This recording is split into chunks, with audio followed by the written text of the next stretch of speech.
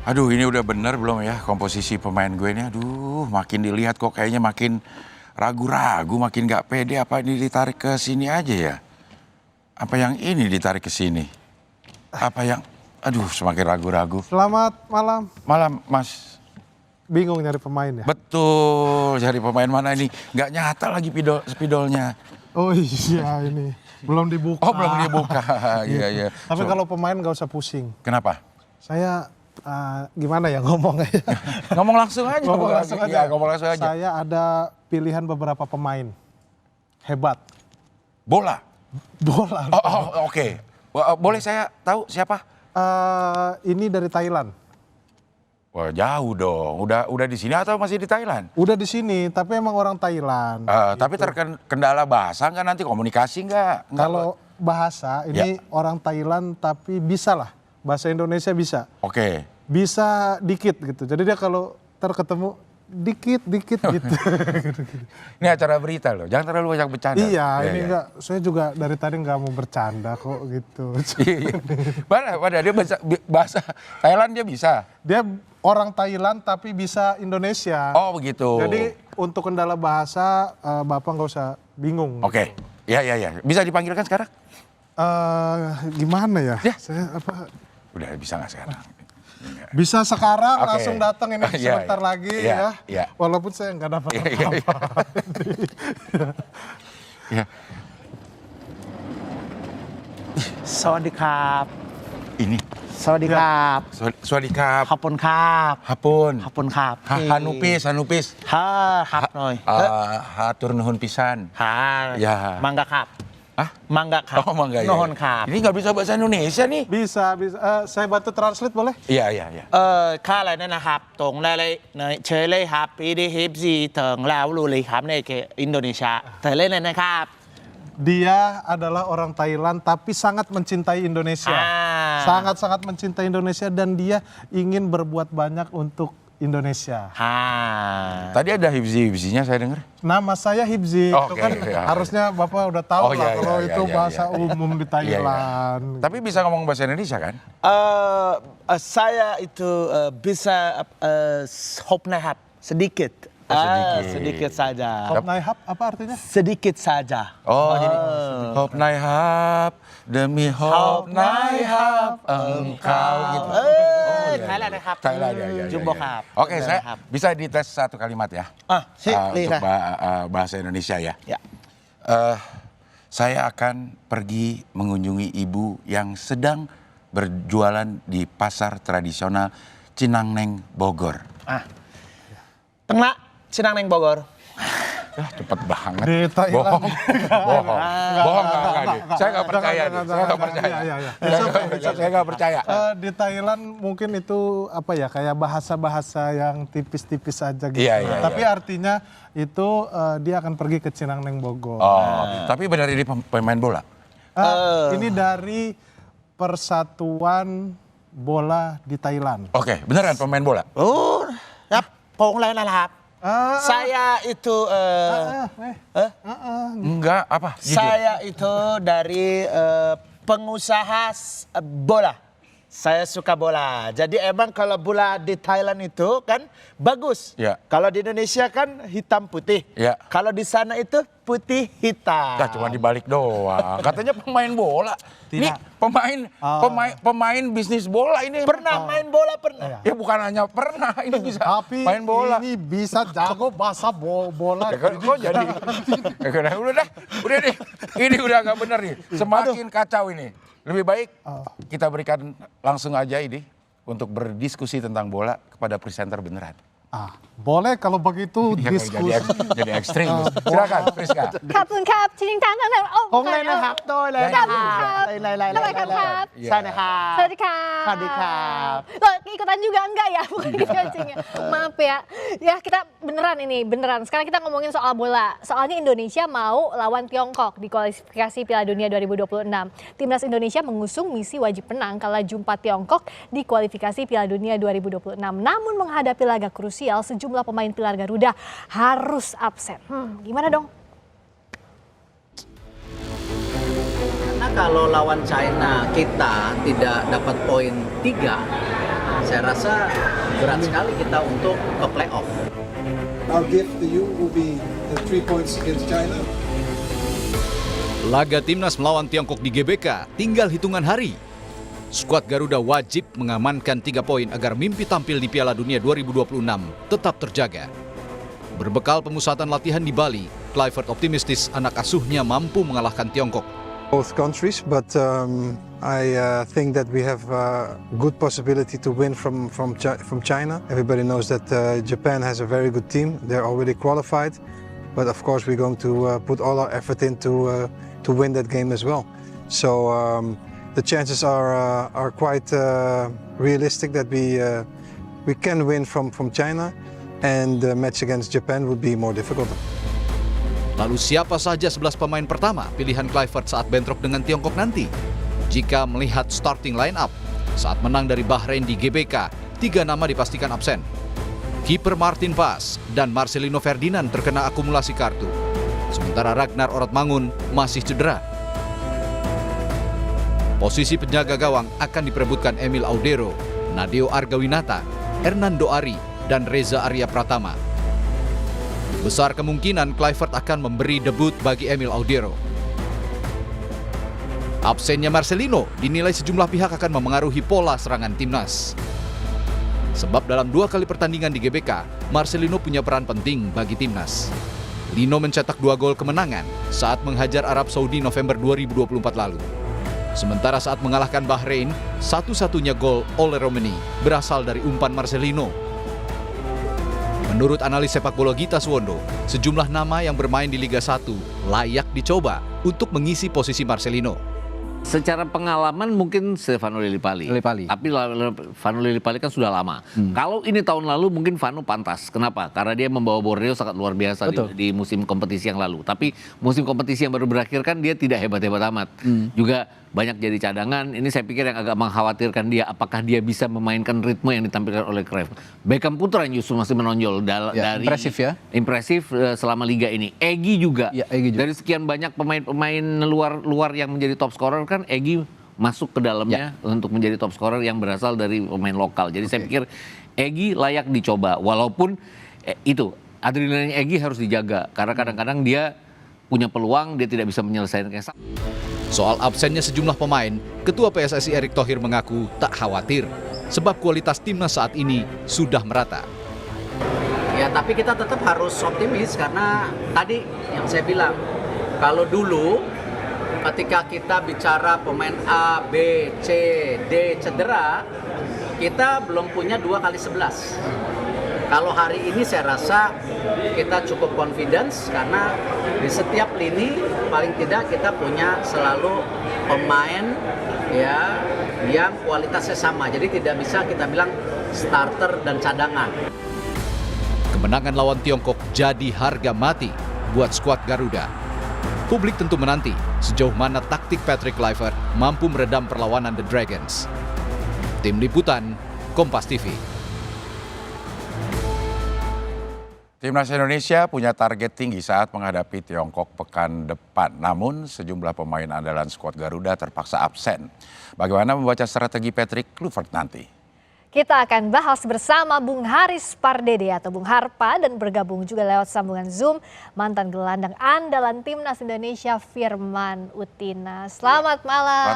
Selamat malam. Juga semuanya. Bung Firman. Selamat malam. Iya, ini mau tanya pertama ke Bung Harpa ini. Ada absen dan ada akumulasi kartu kuning sehingga tidak bisa berlaga. Absen karena cedera. Gimana posisi terakhir atau kondisi terakhir timnas kita ini? Ya ada 4 sampai 5 ya pemain kita yang tidak bisa tampil dengan alasan tadi yang seperti dikatakan Cing Abdel. Ada yang karena akumulasi kartu kuning, Martin Paes dan Marcelino Ferdinand, dan ada yang cedera. Ada beberapa pemain yang mungkin kita bisa langsung tahu ya siapa yang akan digantikan. Artinya kita sudah firm. Misalnya kayak Martin Paes, saya pikir kita semua aklamasi penggantinya Emil Audero. Nah bahkan di kanan pun walaupun Walsh nggak akan bisa main, kebetulan timnya tadi main nih di J-League, tapi dia nggak ada di DSP sama sekali. Dan pelatih Yokohama juga sudah mengatakan dia 6-8 pekan absen, berarti hampir pasti dia nggak akan datang. Cuman nggak ada masalah Cing Abdel, karena sudah ada Kevin Dix. Walaupun Kevin Dix juga kemarin baru balik dari cedera. Nah mungkin yang nanti akan menjadi perdebatan dan diskusi menarik adalah mencari pengganti Marceng dan juga Ragnar. Sampai sekarang masih sulit itu kalau Marceng sama Mungkin tim Ragnar. kepelatihan pun mereka juga akan berdiskusi dan berdebat di antara Patrick Kluivert, Alex Pastoor dan juga Neil Lanzat nih. Karena penggantinya itu setara, ada beberapa pemain dan variatif. Iya. Itu ada Egy lagi gacor juga nih di Iya. Dewa United. Kemudian bisa juga menaruhkan ada Ricky Kambuaya. Iya. Tapi mungkin agak sedikit improvisasi.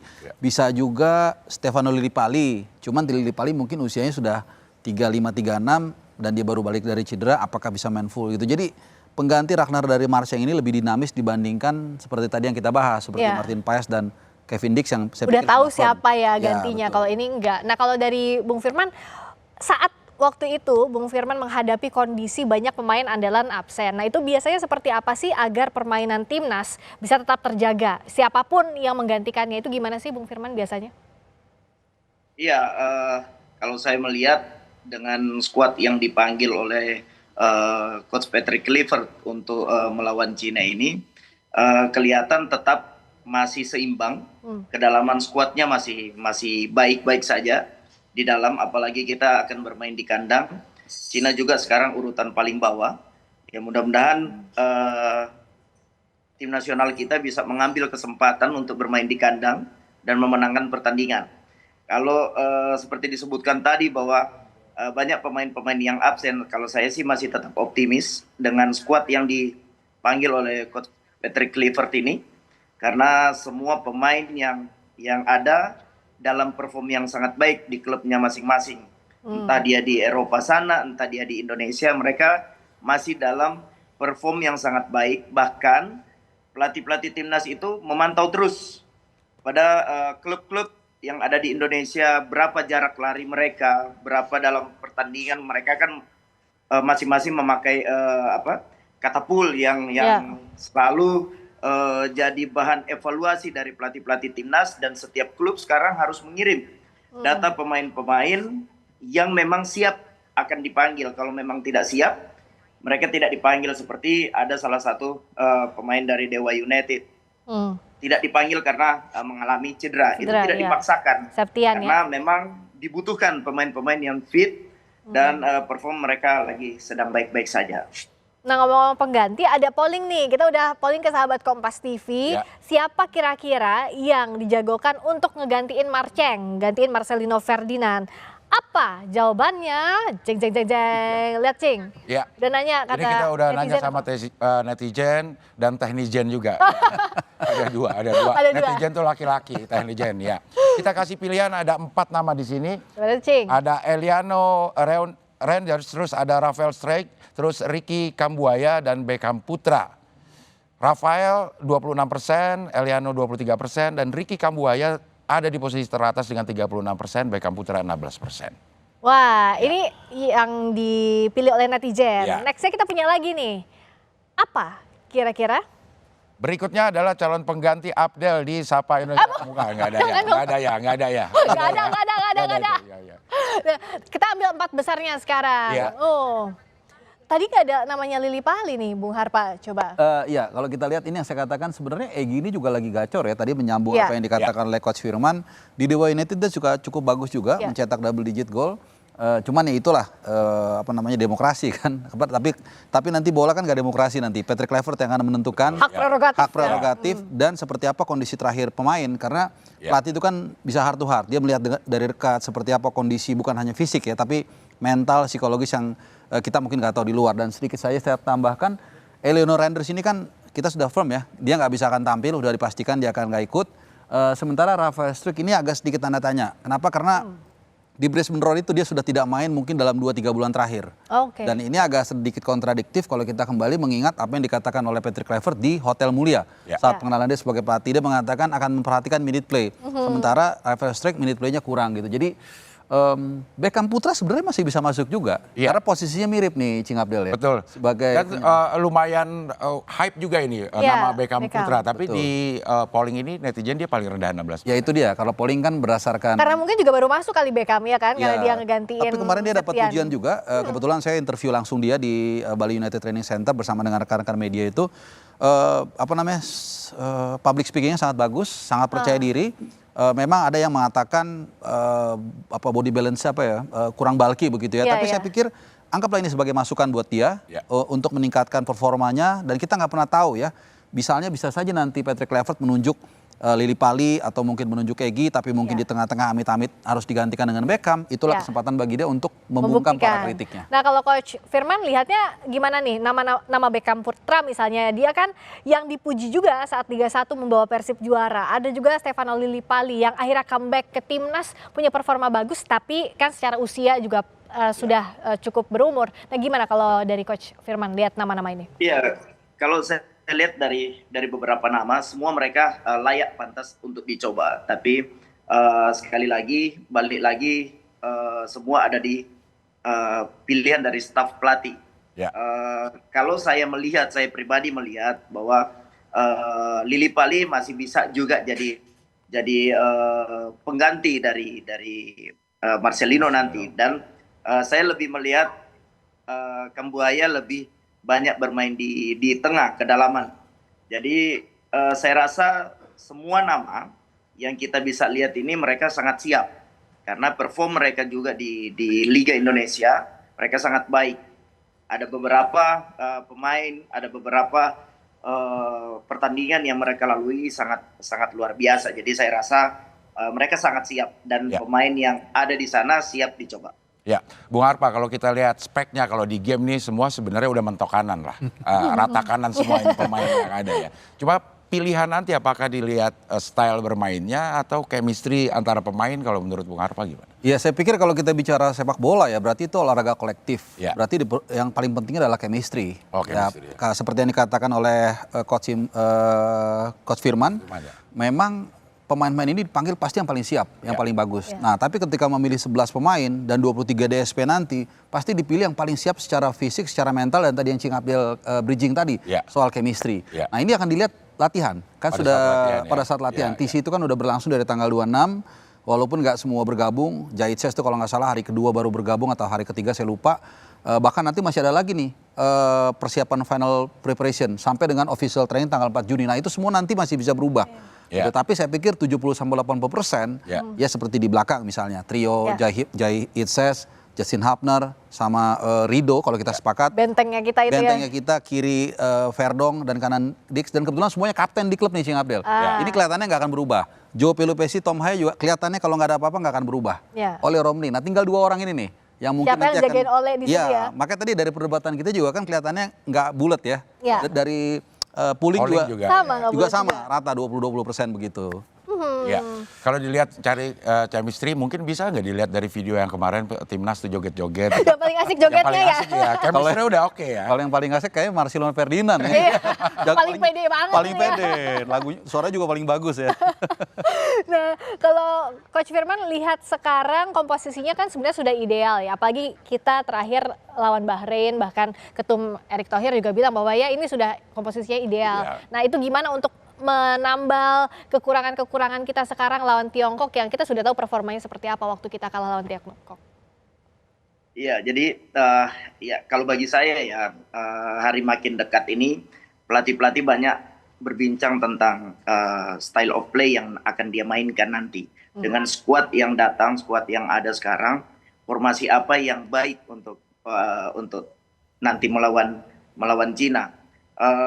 Saya rasa bahwa kerja keras yang dilakukan oleh tim analisis dari staf kepelatihannya Patrick Kluivert ini harus kerja ekstra karena secara kolektivitas tim dari Cina ini sangat berbahaya di counter attack yang terjadi di kita main di kandangnya mereka, dan cara mengantisipasinya seperti apa. Nah, style of play yang menentukan dari tim squad yang ada sekarang. Kalau saya lihat pemain-pemain yang ada sekarang ini, melihat dari skuad yang ada, mereka akan bermain di 4-3-3. Kalau saya nggak tahu ya, kalau saya lihat pemain-pemain skuad yang ada sekarang, saya nggak tahu nanti lawan Cina seperti apa. Tapi menarik kita tunggu karena dari Cina akan memainkan 4-4-2 dengan langsung menyerang di GBK nanti, kita juga nggak tahu. Iya, kalau Bung Harpa sendiri lebih pilih mana kira-kira formasinya? Ya, ada satu fakta yang menarik nih. Ya. Dalam 8 laga terakhir di luar Jepang, itu setiap kita unggul ball position itu kita kalah. Termasuk sama Tiongkok kemarin. Ya, waktu di Qingdao itu kan kita sekitar 60% kalau saya nggak salah. Cukup jauh kan waktu Cukup itu ya? jauh, dan kita dihajar dengan counter attack, ya kan. Terutama yang kedua. Kalau yang pertama memang ada blunder dari Sen Patinama ya. Lawan Australia lebih ganas lagi 70%, tapi kita kalah 5-1. Gitu. Tapi sisanya setiap kita less domination itu kita malah at least kita dapat poin, Cing Abdel dan juga Mbak Friska. Jadi paling nggak seri gitu ya? Paling nggak seri lawan Australia, lawan Saudi di Jeddah, lawan Bahrain di Bahrain, kita selalu dapat poin kalau kita ball position minim. Dengan Bahrain terakhir pun kita sekitar 40%. Artinya kalau kita lihat dari data dan statistik ini, tim ini memang dibentuk bukan untuk dominasi. Nah, menghadapi China ini menarik. China ini mungkin nanti akan menunggu juga. Nah, kita nunggu juga gitu loh. Tunggu-tunggu di dekat gawang aja masing-masing ya. Kasih aja terus kasih. Sampai dia tuh udah 60% nih. Nah, ini yang menarik mungkin. Tapi gini, kalau kayak saya lihat Alex Pastur ya, gayanya dalam beberapa tahun terakhir, terutama waktu dia Almer City, tim yang dia bawa untuk pertama kalinya promosi ke Eredivisie dan dia buat bertahan, ini tim kecil dan akhirnya degradasi juga setelah dia lewat. Itu dia bermain sangat-sangat pragmatis. Jadi sangat pragmatis. Jadi saya melihat lawan China kita harusnya bermain pragmatis, menunggu counter attack. Karena tim ini sudah dibangun seperti itu. Masalahnya tadi seperti saya katakan tadi, apakah China juga mau main terbuka? Karena mereka tahu kita secara materi, kalau kita sepakat, materi kita lebih bagus daripada China. Tapi kan dalam sepak bola bukan hanya materi, tapi kekompakan dan chemistry dan memanfaatkan momentum, itu yang kadang-kadang juga bisa menentukan. So formasinya kalau lawan Cina, Tiongkok bisa berubah? Saya rasa nggak akan berubah ya, karena dari mulai zaman Sintayong sampai dengan Patrick Kluivert, selalu kita memakai 3 back. Jadi nggak tahu ya, bisa saja tiba-tiba Patrick Kluivert melakukan perubahan. Tapi rasa-rasanya saya mengusung satu filosofi, don't change your main gun in the middle of the war. Jadi jangan coba-coba sesuatu yang baru di tengah-tengah pertempuran yang mungkin pemain ini nggak siap dengan formasi yang gaya baru. Belajarnya dari waktu lawan Australia dan Australia. Tapi Australia lebih kepada gaya main ya. Tapi formasi dari 3 back, tiba-tiba mungkin dia disuruh pakai 4 back. Mungkin mereka agak kagok ya, menurut saya gitu. Jadi formasi berapa yang menurut? Saya pikir 3 back dengan 2 full back, 3 CB, 2 full back, kemudian di tengah Tom Hai dan Joe Pelopesi. Nah, Ole sebagai target man akan didukung 2 attacking midfielder di kanan dan kiri. Nah, jadi berapa tuh? 3-4-3 kurang lebih. 3-4-3. Coach Firman juga lihat itu ideal 3-4-3. 3-4-3 kan sudah dijalankan pelatih sebelumnya dan sekarang itu jadi rule mode dari beberapa tim yang ada di Indonesia.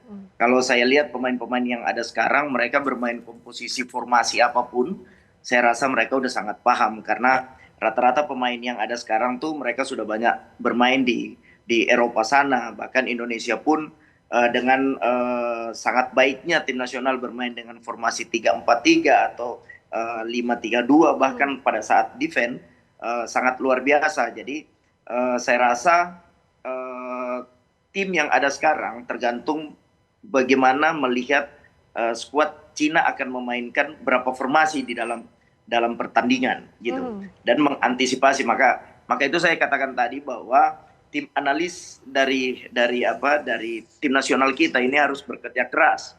Karena apa? Karena Cina banyak memainkan dengan counter attack, sedangkan kita kalah karena dengan counter attack itu. Mengantisipasinya seperti apa?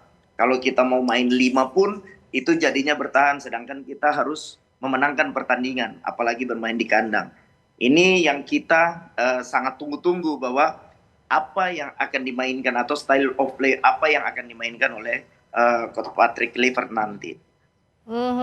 Kita harapkan apapun itu yang terbaik yang dipilih oleh Patrick Kluivert nanti ya.